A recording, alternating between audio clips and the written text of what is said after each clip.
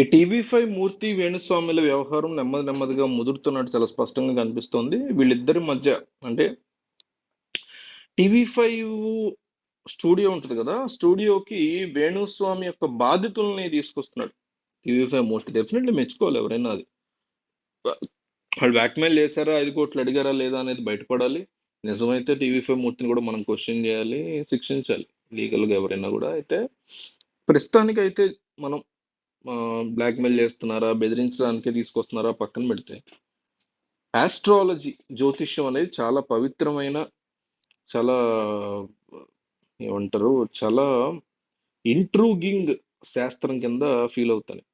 నేను నమ్మకపోయినా ఇవన్నీ ఏదైనా ఒక చాలా నిష్ణాతులుగా దాంట్లో ఉండేవాళ్ళు ఉంటారు చాలా మంది ఆస్ట్రాలజిస్టులు. జ్యోతిష్య శాస్త్రంలో ఎన్నో సంవత్సరాల నుంచి పాండిత్యం ఉన్న వాళ్ళు డెఫినెట్లీ ఉంటారు.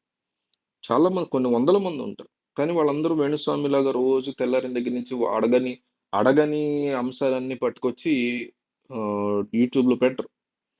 అసలు మీరు నేను వెళ్ళినా కూడా మనకి ఏదన్నా కీడు జరగబోతోందని తెలిస్తే వాళ్ళు చాలా సైలెంట్గా ఇండైరెక్ట్గా చెప్తారు. బాబు బలానా టైంలో కొంచెం నువ్వు జాగ్రత్తగా ఉండాలి, దూరంగా ఉండాలి, ఈ 2 నెలలు నువ్వు బయటకు వెళ్ళేటప్పుడు జాగ్రత్తగా ఉండాలి, ఇవే చెప్తారు. కానీ నీకు ఇది జరుగుతుంది, నీకు అది జరుగుతుంది, మీ ఆవిడతో ఇలా అవుతుంది, మీ పక్కింటి ఆవిడతో అట్లా అవుతుంది, మీ ఆయనతో ఇట్లా అవుతుంది, ఈ సోది మాటలు మాట్లాడు. నిజంగా శాస్త్రం తెలిసిన వాళ్ళు శాస్త్రం చెప్పేది అదే. ఏ శాస్త్రమైనా, మీరు అది హిందూయిజం అనండి, లేకపోతే ఇస్లాం అనండి, క్రిస్టియానిటీ రిలేటెడ్ అనండి, ఏ శాస్త్రము కూడా నెగిటివిటీ స్ప్రెడ్ చేయి, మనిషిని బయటపెట్టు, భయపెట్టు, ఆడి నిజానిజాలు బయటికి లాగు, ఇవన్నీ చెప్పదు. శాస్త్రం ఎంతసేపు మనిషి యొక్క పురోగతి గురించి. అది ఆ శాస్త్రం ఏ మతానికి చెందిందైనా, ఏ దేవుడికి చెందిందైనా, ఒక గ్రీక్ సంబంధించింది తెచ్చిన, ఆఫ్రికా అడవుల్లో ఉండేది మీరు పట్టుకొచ్చిన, అది అల్టిమేట్ గా మనిషి యొక్క పురోగతికి ఎట్లా ఉపయోగపడాలని తయారు చేస్తారు తప్ప, క్షుద్ర పూజలు చేసేవాడు ఎవడో రాస్తాడేమో నెగిటివ్ గా తప్ప ఎవ్వడు రాయడు అట్లా.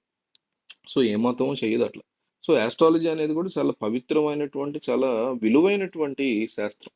దాన్ని ఇట్లా వీళ్ళు రోడ్డుకి ఏడవడం, వాళ్ళని వీళ్ళు రోడ్డుకి ఏడవడం. ఎందుకంటే ఈయన స్కాలసర్ప దోషం ఉందని, అది ఉందని, ఇది ఉందని అబద్ధాలు చెప్పి మాటలతో మెస్మరైజ్ చేసి వాళ్ళందరికీ పూజలు చేయించి, అది చేసి ఇది చేసి, మళ్ళీ ఫైనల్ గా మా తప్పేం లేదు, మేము ఆత్మహత్య చేసుకోవాలనుకుంటున్నాం, నేను బరువు దగ్గర 15 ఏళ్ళు బరువు తగ్గి, ఆయన బరువు తగ్గడం టీవీ మూర్తికి ఏం సంబంధం? ఆయన అర్థం ఉందా? ఆయన ఏమన్నా డైటింగ్ ఏమైనా చేస్తాడు, విఆర్కే డైటింగ్ లాంటిది, అందుకని తగ్గుంటాడు. దానికి ఏం సంబంధం? డిప్రెషన్తో కూడా తగ్గుతారు కొంతమంది, ప్రెషర్ వాళ్ళు కూడా తగ్గుతారు కాదంటే. నిజంగా అలాంటిది ఉన్నప్పుడు ఇన్నాళ్ళు ఏం చేస్తున్నారు బయట పెట్టకుండా?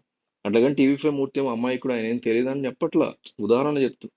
సో భార్యాభర్తలు ఇద్దరిని కూడా చెడు కూడా ఆడుకున్నాడు ఒక రకంగా టీవీ5 మూర్తి అని చెప్పుకోవాలి. రీసెంట్ గా వచ్చినటువంటి టీవీ5లో వీడియో చూస్తే అందులో ఎవరెవరినైతే ఈయన సెక్స్ కూడా మీరు అమ్మవారి కళ్ళు ఎదురకుండా చేసుకుంటున్నాము అన్నట్టు బిల్డప్ ఇస్తూ, మాటలు చెప్తూ, కబుర్లు చెప్తూ సృష్టించాడు, మాట్లాడాడు. ఆడియోలు కూడా టీవీ5 మూర్తి బయటపెట్టారు. మొత్తానికి వీణావాణికి కానీ, ఆయన పేరు ఏంటి, వేణుస్వామికి కానీ, ఇద్దరికి కూడా ఒక స్ట్రాంగ్ కౌంటర్లు ఇవ్వడంలో టీవీ5 మూర్తి 100% సక్సెస్ అవుతున్నాడు.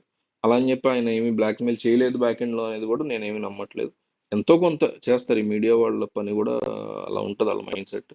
ఎన్నో సంవత్సరాల నుంచి అలవాటు మీడియా వాళ్ళకి. ఏదైనా ఇష్యూ వచ్చినప్పుడు దాని గురించి ఫుల్ హైలైట్ చేయడం, అది హైలైట్ చేయడం ఆపేయాలంటే డబ్బులు తీసుకోవడం అనేది హైలైట్ మామూలు వాళ్ళకి. అలాగని ఈయన కంపల్సరీ తీసుకున్నాడని కూడా నేను అన్నట్టు.